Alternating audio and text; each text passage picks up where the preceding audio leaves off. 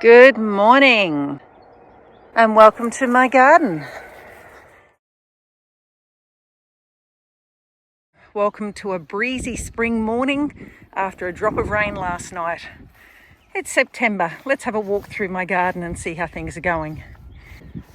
So in this bed, my calendula is coming to an end.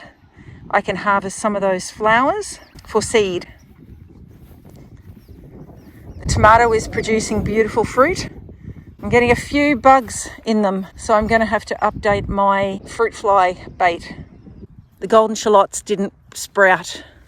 I don't think they're rotting. They still feel very firm. But everything else came up. The echelons, red shallots, clumping potato shallots, they've all come up beautifully. Contour one on the south.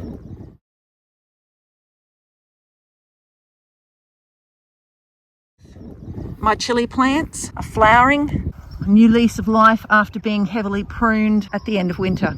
My first ever yacon plants are starting to sprout up. The broad beans that were planted but never watered, they're still growing and they're flowering, and I'm hoping they produce some pods. My stone fruit are shooting. It's so exciting. This nectarine was planted to replace an apricot that didn't like this particular position. This apricot here is very happy, lots of shoots down low. I've recently given them their first formation prune. That is to encourage the centre to be open, to remove any branches that are crossing or rubbing, to give it an open wine glass shape in the centre. This nectarine hasn't quite come back to life yet, although I can see one new shoot there. And this apricot also hasn't begun to shoot yet, but it has a lot of swellings on it that are looking very healthy. The chop and drop row at the back is getting tall. I like that, it's very exciting. Pigeon pea has flowered, and now they've got lots of pods there. So I'll harvest some of them. When the bush gets a bit bigger, I'll chop and drop it. Elderberry flowering. Look at those gorgeous flowers. They've got to be attractive to little insects. This tomato vine continues to produce. Not so well though.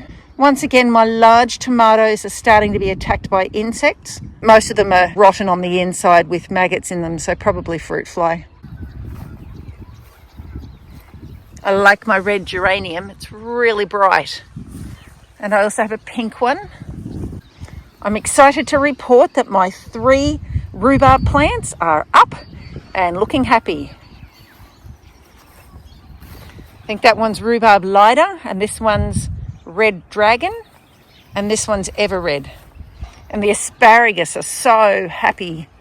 They're growing well, making good use of the asparagus cage to keep them standing up. Haven't figured out what I'm going to do with this one yet. It's currently in what has become a walkway. And it's also where I drive the vehicle up here so that I can unload a trailer load of mulch. So it can't stay there. Here, my chookies.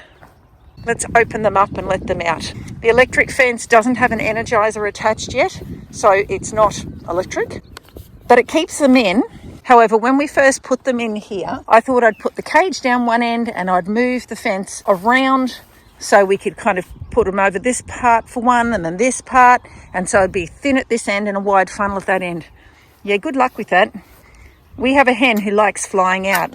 Within 15 minutes of being let out, Frolly would fly on top of the cage and then fly straight out of the fence.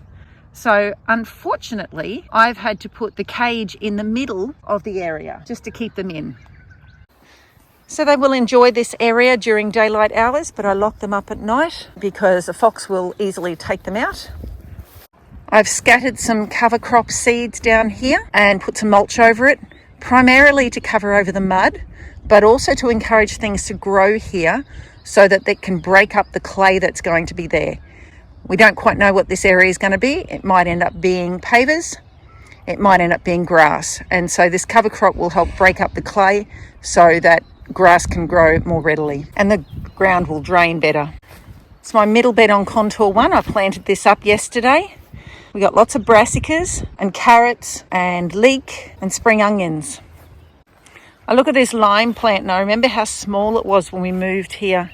It had been in a pot for about 5 years and wasn't in such a happy condition, but it's doing so well now. Really happy. My blueberries are also very happy. Lots of fruit set on this one, Sunshine Blue, and Biloxi has a full crop of flowers.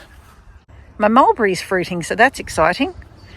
The chop and drop plants here on Contour 1 North are also growing. I kind of feel like there are a number of milestones. The first one is that they don't die when I plant them.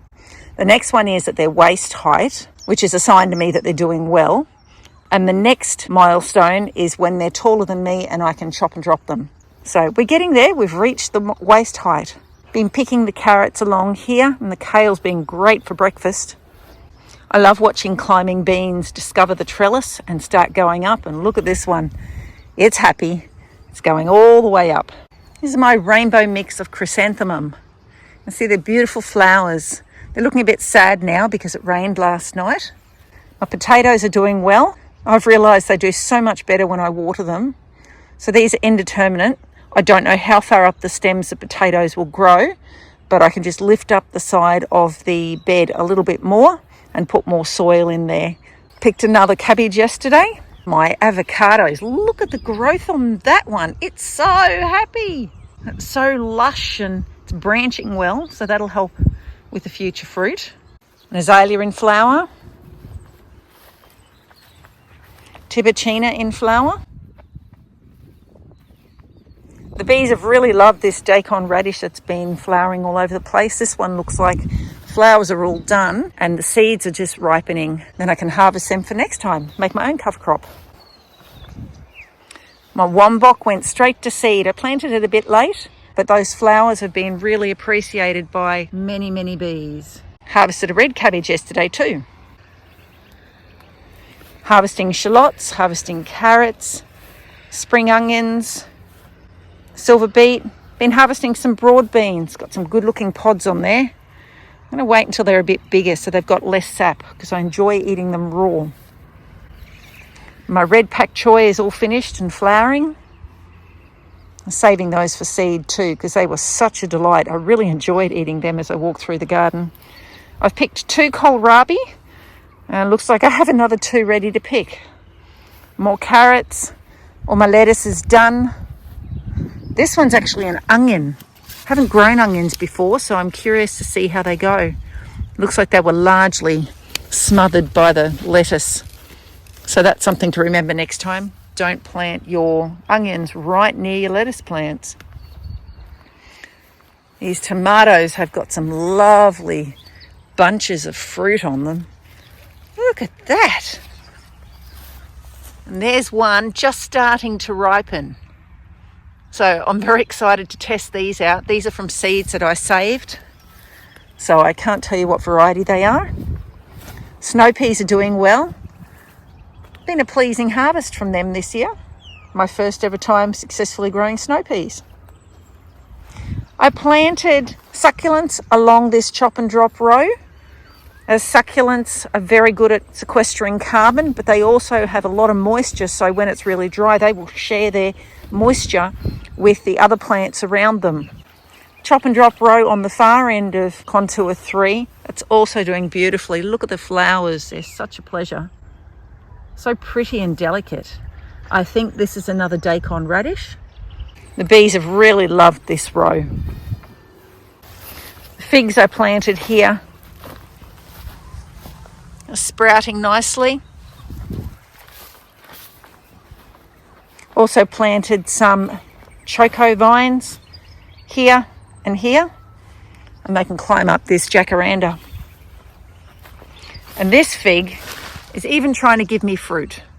The back of this end of Contour 3, I've been building up with soil, and I've planted it up with corn and zucchini and squash. My apple plants had their first prune.